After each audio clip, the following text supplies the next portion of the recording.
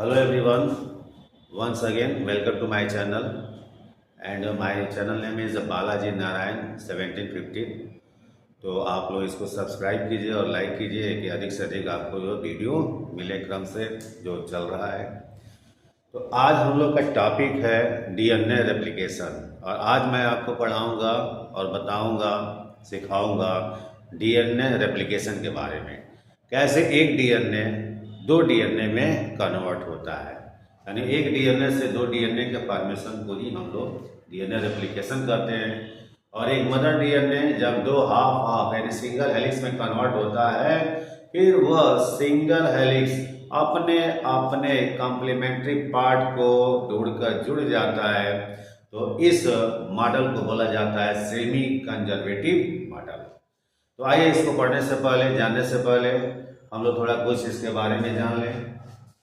सबसे पहले James Watson and Francis Crick, इन्होंने क्या किया था, प्रपोज किया था सेमी कंजर्वेटिव मॉडल्स।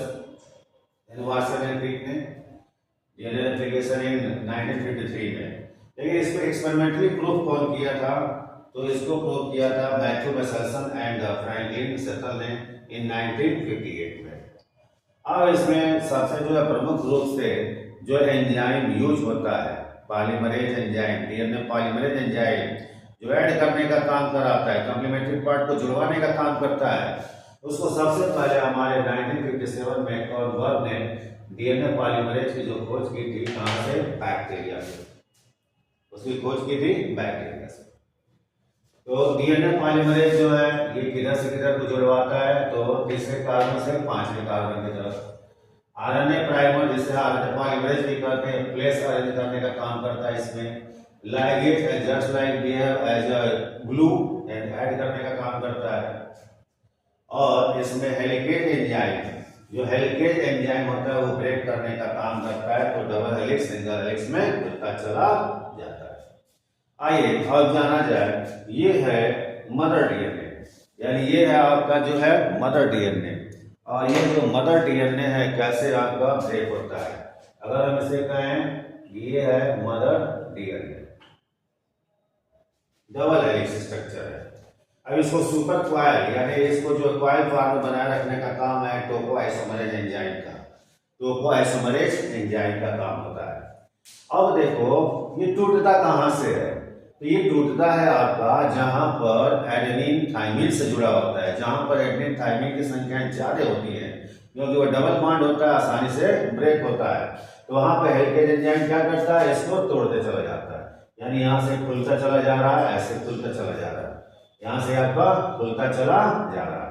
अर्थात अब जैसे हम समझे कि जैसे जो बैग वगैरह का जो है चेन होता है जिप, तो वो जो जिप होता है वो क्या करता है, जैसे खोल रहा है तो आधा जो है आपका चेन का पार्ट इधर, आधा चेन का पार्ट इधर हो जाता है। तो जस्ट लाइक ये आपका जो हेलिकेज एंजाइम वैसे ही कर रहा है। अब ये मान लो खुल रहा है, आगे जुड़ न जाए, खुल रहा है आगे जुड़ न जाए, तो इसको सिंगल फॉर्म में बनाए रखने का काम किसका होता है, एसएसबी का। एसएसबी क्या है, single strand DNA binding protein होता है, जो क्या करता है इस सिंगल हेलिक्स को सिंगल हेलिक्स में बनाए रखने का काम करता है कि डबल हेलिक्स न हो जाए। अब ऐसे ही आपका ये निकलता रहता है। और जब निकलता रहता है तो ये क्या करता है, ये वाला स्ट्रैंड जो आपका 5 to 3' वाला है, ये आपका कॉम्प्लीमेंट्री पार्ट को अपने ओर अट्रैक्ट कर लेता है, जोड़ लेता है। कैसे जोड़ेगा, तो होता क्या चीजें जोड़ने का प्लेस देता है। यहाँ पर आरएनए पॉलीमरेज आता है, जैसे हम आरएनए जो हम लोग प्राइमर कहते हैं, ये आता है और इस प्लेस से क्या करता है, कहता है कि डीएनए पॉलीमरेज आओ और तुम यहाँ से क्या करो, इसका पेयर बनाओ। अब डीएनए पॉलीमरेज आता है और इसका क्या करता है, इसका जो पेयरिंग होता है उसको जो है पकड़ पकड़ के जोड़ना शुरू कर देता है। और आपका ये इसमें कोई बाधा नहीं होती है, कोई इसमें रिस्ट्रिक्शन नहीं होता है। तो ये क्या होता है, धीरे धीरे आपका क्या करता है, 3 to 5 days जुड़कर इसका जो है कॉम्प्लीमेंट्री पार्ट जुड़कर और ये सिंगल हेलिक्स से डबल हेलिक्स में बन जाता है। तो ये कंटिन्यूअस चलता है, इसे कंटिन्यूअस स्ट्रैंड कहते हैं या लीडिंग स्ट्रैंड कहते हैं। और इधर वाला जो होता है उल्टा पड़ जाता है, क्योंकि डीएनए पॉलीमरेज तीसरे कार्बन से पांचवें कार्बन की तरफ चलता है। तो सेम सेम कैसे चलेगा आपका तीसरे कार्बन से पांचवें कार्बन की तरफ?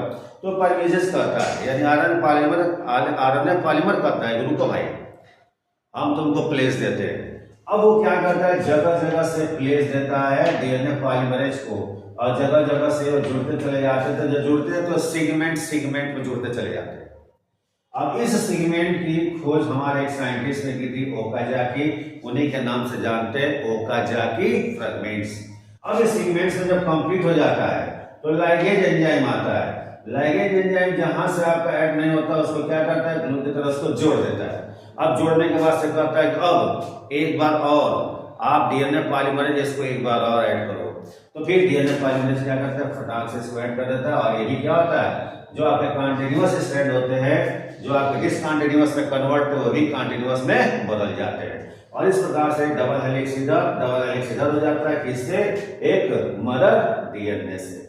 क्लियर? तो जैसे जब ये खुलता है ना तो इसको हम लोग एक फार की तरह या ट्यूनिंग फार की तरह इसका जो है स्ट्रक्चर बन जाता है, इसलिए सर एप्लीकेशन फार करते हैं। क्लियर है? तो जहाँ जहाँ हमारा जो वर्क है नेम है उसको मैंने लिख भी दिया है कि आपको आसानी से समझ में भी आ जाए। देख लीजिए, ये है आपका टोपोआइसोमरेज एंजाइम्स, ये हेलिकेज एंजाइम्स जो AT के बीच के वाले भाग को खोलता है। ये SSB है, ये आपका आरएनए पॉलीमरेज है दोनों साइड्स में। ये आपका डीएनए पॉलीमरेज एंजाइम है जो ऐड करने का काम करता है। तो जो आपका जो है मतलब कंटिन्यूअसली जुड़ता चला जाए तो उसे हम लोग कंटिन्यूअस स्ट्रैंड या फिर हम उसे जो है लीडिंग स्ट्रैंड कहते हैं। और जिसमें थोड़ा सा इनहिबिटर हो, बाधा हो और बस सेगमेंट्स में जुड़े तो उसे हम लोग क्या बोलते हैं, ओकाजाकी फ्रैगमेंट्स। और उससे हम लोग जो सेगमेंट होता है उसे ओकाजाकी सेगमेंट कहते हैं। और जब ये जुड़ जाता है सेगमेंट फॉर्म में तो इसे डिसकंटिन्यूअस या लैगिंग स्ट्रैंड कहते हैं। फिर लाइगेज क्या करता है, ऐड कर और एक बार और डीएनए पॉलीमरेज उसको जोड़कर डबल हेलिक्स में कन्वर्ट कर देता है। तो ये था आपका जो है डीएनए रेप्लिकेशन। और आगे हम लोग इसका टर्म और आगे पढ़ा जाएगा। तो इसी तरह वॉच करते रहिए, देखते रहिए। Thank you very much.